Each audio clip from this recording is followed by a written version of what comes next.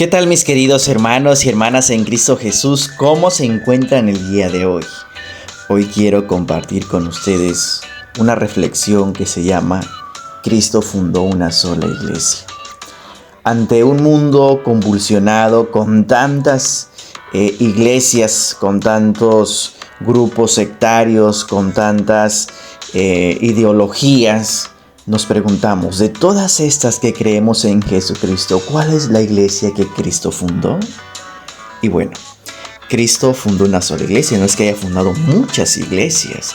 Jesús solo quiso una sola iglesia. Y dice en Mateo, capítulo 16, versículo 18, y ahora yo te digo que tú eres Pedro, sea piedra, y sobre esta piedra edificaré mi iglesia.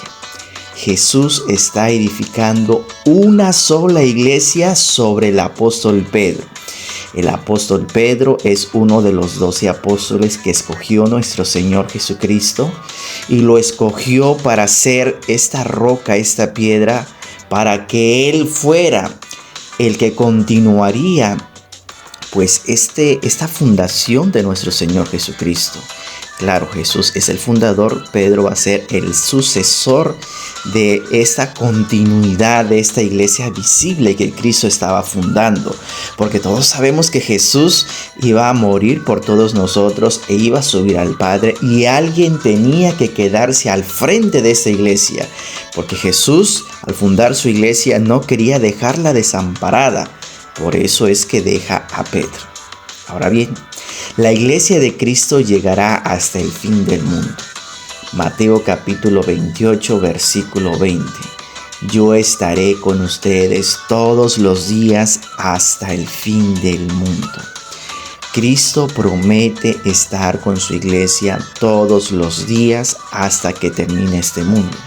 Este mundo aún no termina, por lo tanto, Jesús permanece en esta iglesia que fundó, en esta iglesia que continúa a través del apóstol Pedro. Mateo capítulo 16, versículo 18, la segunda parte dice, y los poderes de la muerte jamás la podrán vencer. Es decir, esta iglesia nadie la podrá vencer. Primero, porque Cristo la fundó. Segundo, porque Cristo permanece en ella. Y tercero, porque esta iglesia va a finalizar hasta que Jesús venga por segunda vez.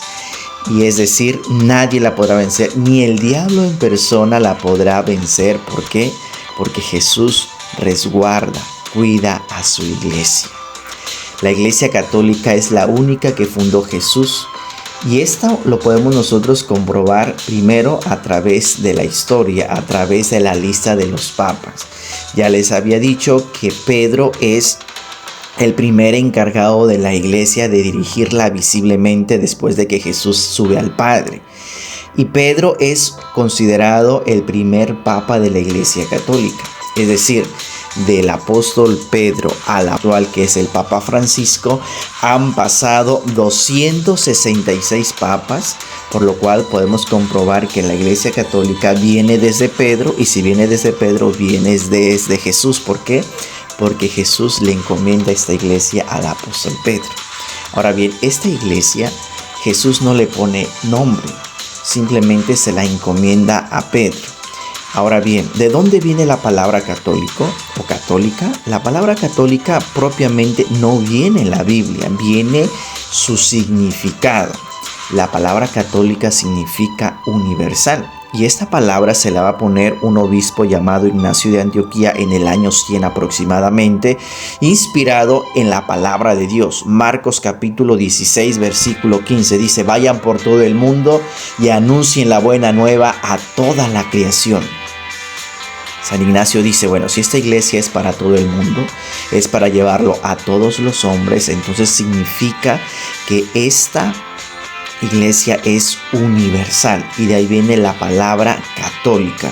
La palabra católica viene del griego, que significa universal, inspirada en ese mandato misionero y en este texto de Marcos 16:15, vayan por todo el mundo y anuncien la buena nueva a toda la creación.